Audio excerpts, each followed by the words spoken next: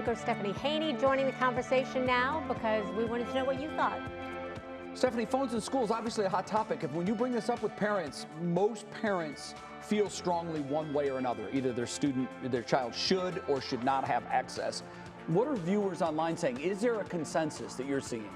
Well, a lot of people brought up safety, and that is something that we saw a lot. So people were very sort of polarized on this, yay or nay, and safety was a big thing that came up when we asked how should people manage access to phones in school. So if we go to our comments from the WKYC Facebook page, Mary Ann Weddle said students need a phone for emergencies, and she brought up the case of school shootings, which unfortunately we hear about all too often there.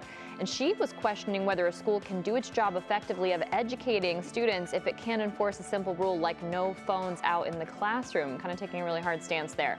Now, Peter Ryman said smartphones specifically shouldn't be allowed in schools because they're too disruptive and people need to keep them at home or in the main office.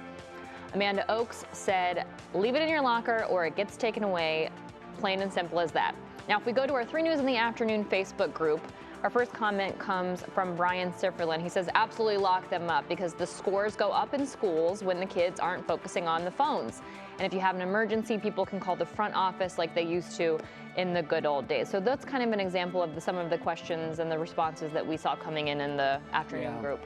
It's a polarizing issue for sure, but the one thing there's uniformity that the teachers at 96% said that the students' focus went up when the phone wasn't an option. Let's face it, we're adults, and I'd be the first to admit, this is a distraction.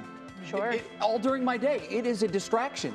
And sometimes I find it very difficult to do my job. Sometimes I have to be the adult and put my phone away to where I can't get it. It's going to be interesting to see how they navigate through this program. But I do want to say kudos to Akron for trying to do something about what is clearly a problem when it comes to educating young people.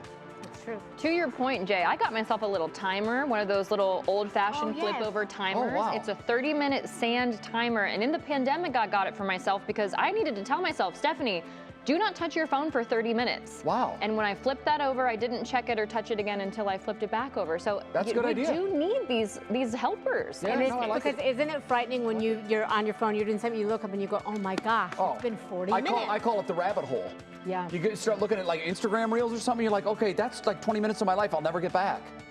Okay. Yeah. Thank you, Steph. Appreciate it. Thank you, Steph.